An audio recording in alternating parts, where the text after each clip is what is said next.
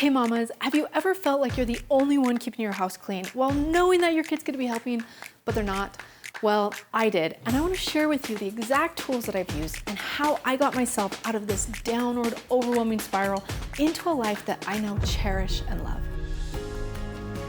Are you feeling overwhelmed or discouraged as a mom? Do you feel like there's got to be a better way out there, but you just don't know how to get there? I'm Aurora Nino, mother of 4 with 1 on the way. Come with me and let me show you how there can be hope and happiness for your home. Out of all the things out there to do in life, if you want to leave a lasting legacy, leave one that actually lasts. Welcome to Amai, where you belong as a mother.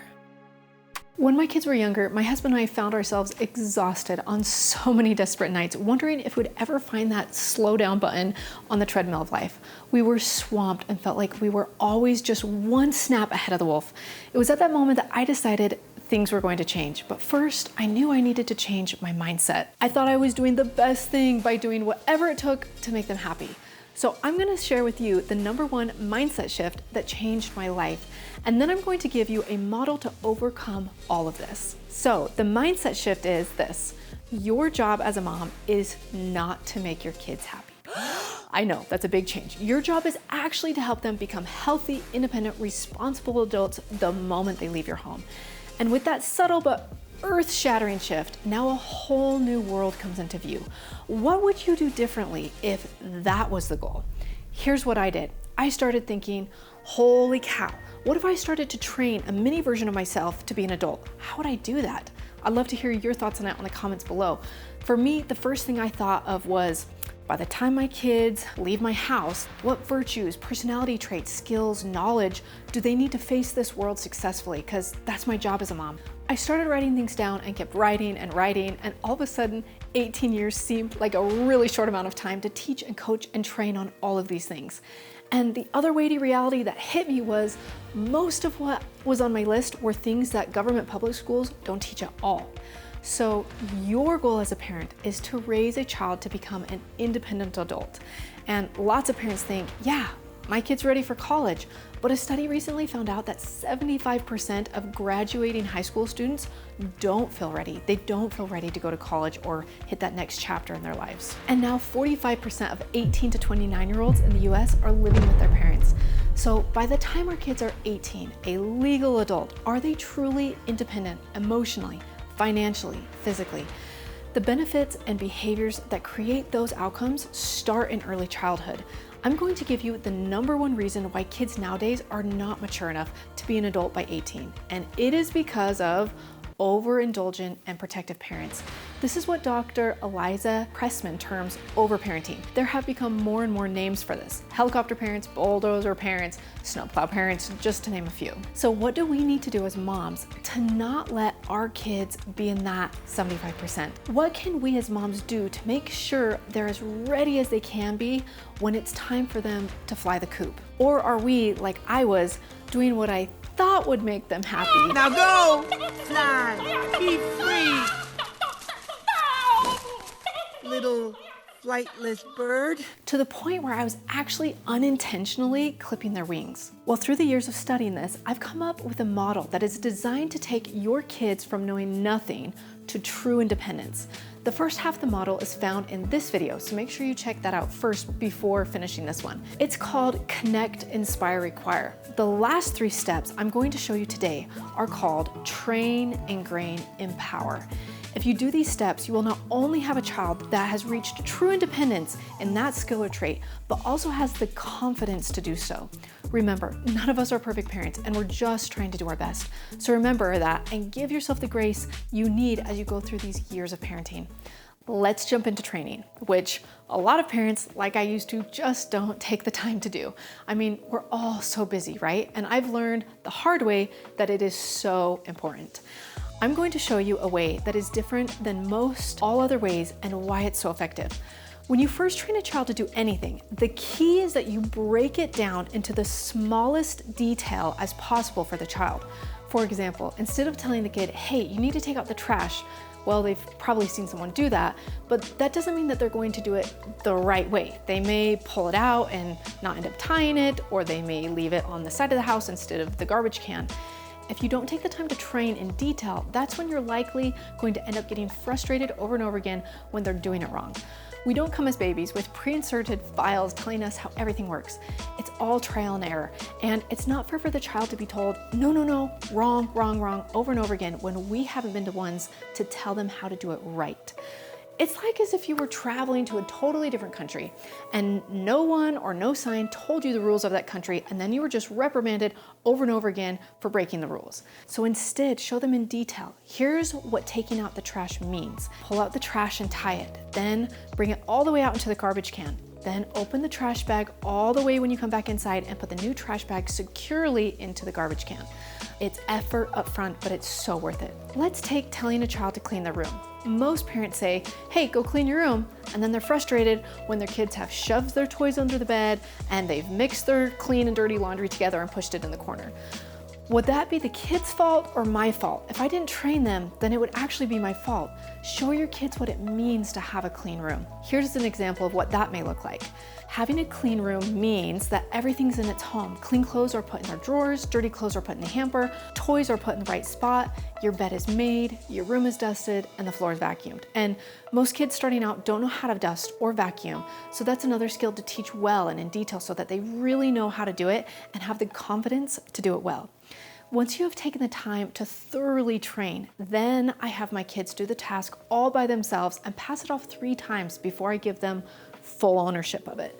The 3 times thing may seem like, wow, that takes a lot of time. And yeah, it does. But then they know it. They actually know it. For instance, like my dad taught me how to change a car tire.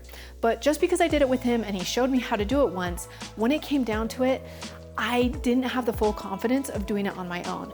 If I would have done it 3 times on my own, I would have known that I didn't have to call for help and I could have fixed that tire truly on my own. Remember, competence builds confidence, not praise. If you want your kids to have high self-esteem, we know it doesn't come from an external person giving them vain praise. Self-esteem is built actually by self-mastery. And remember, these don't have to be just tasks. Think as broad as you want. We have one on conflict management and the steps to do that successfully. When a kid knows that they can de-escalate a situation or resolve a conflict on their own, it is so empowering for them. Okay, now we're gonna move on to the next step, and that is Engrain.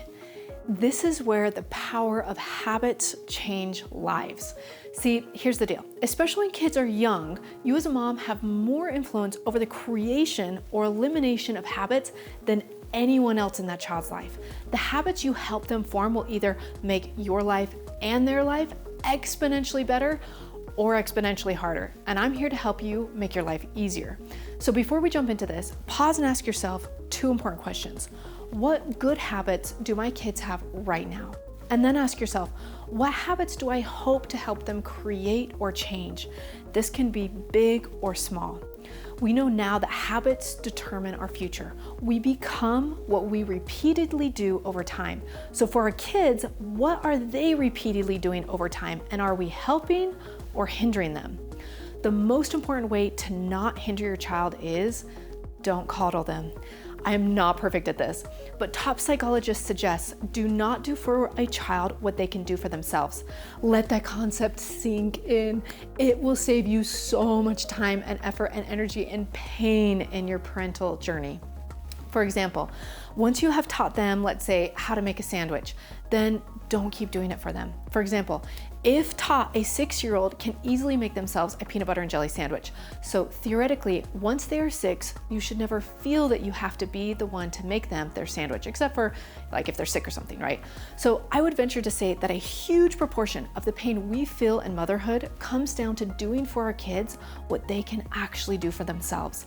Kids are so much more capable than we think, and yet some get stuck in a mindset where they feel like they're like slaves to their kids. I could totally see that mentality if you are doing everything for your kid, like cleaning up after them or making their lunches for them or doing their homework for them, but it doesn't have to be this way. There's an entire book on this called The Coddling of the American Mind, which is a good one. But to not coddle your children means don't consistently swoop in and save them from their mistakes, from their adversity, or even from things like forgetfulness. Instead of coddling them, you invest in helping them create the habits they need to be successful. And I'm not talking just academically, which most parents focus the most on. If a child is smart enough, let's say, to make it into the top college, but isn't emotionally capable enough to stick with it, then it's not serving them in the end. True success is thriving in all aspects of life, and good habits are how we get there. Let's take the habit of forgetfulness, for example. I love this quote. For every child that forgets, there is a mother who remembers. Don't let yourself be that mom. If you don't want a forgetful child, then don't be the mom that swoops in and saves over and over again. What you do want to do is teach them, help them ingrain it, set them up for success, and then let natural consequences end up happening on their own. So what does that look like? Science has shown us how habits work, and in essence, it is rewiring the synapses in your brain. Let's dive into a basic but detailed example of this. Let's say your pain point is your kids leaving their coats and backpacks on the floor when they get home from school. To change behavior consistently and ingrain something new, it's not helpful to get mad at them or punish them for forgetting. Instead, we can help them rewire their brain to learn a better habit. So first, I would explain the why to my child, which is important. It would go something like, if we leave things like our coats or backpacks on the floor instead of hanging it up on the hangers, it not only could make our house really messy, but someone could actually trip over these things and get hurt. So what we're going to do is help your brain connect coming into the house to hanging up your coat. And we're going to do that multiple times to get our brain to create a new path. And then I would walk with that child from the outside into the inside of the house and help them walk in, and instead of dropping the backpack on the floor, the undesired habit, have them take it straight from their back and hang it up on the hanger and do that like 5 times. And yes, repetition is the key. Here are 2 pitfall warnings. Show your kids that you are on their team, and don't do this in a state of anger or resentment. Doing this in a negative way would be something like, if you leave your backpack on the floor one more time, I'm gonna make you take it off and on 10 times. Do you see the difference? Pitfall number 2, the brain is powerful. Don't let the habit be formed from the bad habit. For example, you wouldn't want them to take the backpack off the floor 5 times in a row and hang it up. You want them to take it from their back and hang it straight on the hanger. Same thing with clearing their spot at the table. A child should easily be able to clear things off their own from the table, starting at the age at about 3 or 4. But if they're continually forgetting, you don't have them walk up to the table and take their plate off 5 times. You have them start in their seat, and as they get out, they grab their plate from the table. Does that subtle difference make sense? Some people call this habit stacking. A good resource on that is the book Atomic Habits, which is you take a habit you are already doing and connect or stack the habit onto the new habit. Your habit is already going to be standing up from the table, so stack the habit of grabbing your plate at the same time. But whatever you do, don't take the plate off the table for the child once they've learned this. A natural consequence for not doing this would be telling the child, hey buddy, if you forget taking your plate off the table, then it won't make it into the dishwasher, which means you'll have to wash it by hand tomorrow before you eat again. I even do this with helping kids how to learn how to put their clothes in the laundry bin and not on the floor. I'm also sometimes cheesy and I put things to songs just because I do see that that it really actually does make a difference. So for my kids, we say we take it off and we throw it in the bin, and we'll take their socks on and off 5 times together and throw it in the bin. Helping kids create and form habits takes training and time, but the end result is so worth it for them and for you. I mean, we really don't want our kids to be in the situation where their roommates or their spouse is the one who ends up having to be the one clearing their plate for them or picking up their dirty laundry. Ingraining good habits takes time. There's no magic number for how long it takes to make a new habit or truly break an old one. But studies of habit formation generally suggest a time frame that ranges from a couple weeks to a couple months. So thank goodness we can be a loving coach to these awesome kids for 18 years of their life, and that time goes by fast. Last tip on making habits easier is starting the habit when you first start training the child to do anything. So start the habit of a child taking off their backpack and hanging it up when they first start going to school, and not waiting until they're in 3rd grade and they've had 3 years of a bad habit of leaving their backpack on the floor. Or for my kids, when I potty train them, I teach them to close the toilet lid right after they flush the toilet. It's a habit they've connected with from the very beginning, so I didn't have to break the habit of leaving the toilet lid open. So it was a lot easier to teach, which means I don't have to worry about my toddler playing in the toilet bowl. Building good habits is how we have our kids who are all under the age of 10 completely clean the kitchen after dinner. That's from clearing off the table, doing the dishes, and vacuuming the floor. I did this by training them specifically on each task. This is exactly how you load the dishwasher too. This is how you make sure all the crumbs are off the floor. Then I have them pass it off 3 times without my help before I hand it exclusively off to them. And we celebrate them. Look what you've learned. How do you feel about that? And then we form the habit by doing it every day. Now into the last step, empower. All of these steps are necessary to build independence and confidence in your child. The last step, if not done right, can sabotage everything you've worked for. Empowering a child means you show them that you trust them to take responsibility. You trust them to make the right choice. You trust them to be able to fix their own problems. Why? Because you've done all these steps. They know the why and why it's important. They know how to do it, and they are fully capable of doing so. Now, empower them to truly be independent. This would look like maybe a teenager coming to you and saying, hey mom, my science teacher so-and-so was being rude and he wasn't letting me do whatever, right? First, genuinely listen and empathize with them, and then put the responsibility back on them.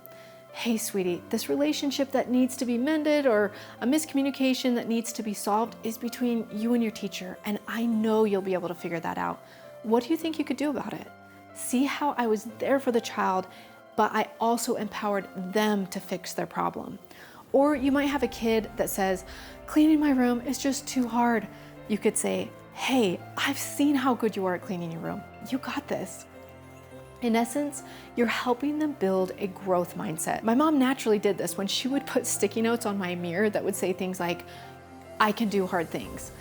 Or my 3-year-old, he once took a spill on his balance bike and came to me as, blood was running down his knee. And he's like, well, mom, it's a good thing I'm tough. And he said that because that's what I've said to him again and again. Remember, when kids are coming to you with, let's say, something really challenging, you can say, how can I be here for you? Meaning, how can I support you? Not how can I fix your problems? How can I help walk with you through this instead of I will take all of this on and take it all from you? You know you've fallen into the trap of coddling your kids when you are consistently taking on their responsibilities. Instead, train them, help them form good habits, and empower them to know that they can solve their own problems. If you use this model, you not only will help your child reach higher levels of independence and confidence, but you can also create a loving and deep relationship with them.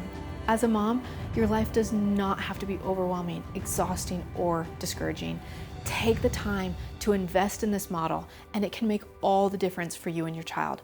And remember, you won't be perfect at everything. None of us are. With some of my kids, I've done a better job at training them how to clean their rooms, and with other ones, I've taken more time teaching and training them on healthy eating habits. What matters is that you are trying and you're invested. Remember, you have 18 years. Enjoy it while they're here, because someday it'll all be over. If this was helpful, please comment, like, or subscribe, and I'd love to hear your feedback on what topics on motherhood you want to learn more about. Just remember, you are doing better than you think you are, and you are irreplaceable as a mom. Keep up the good work. See you next time.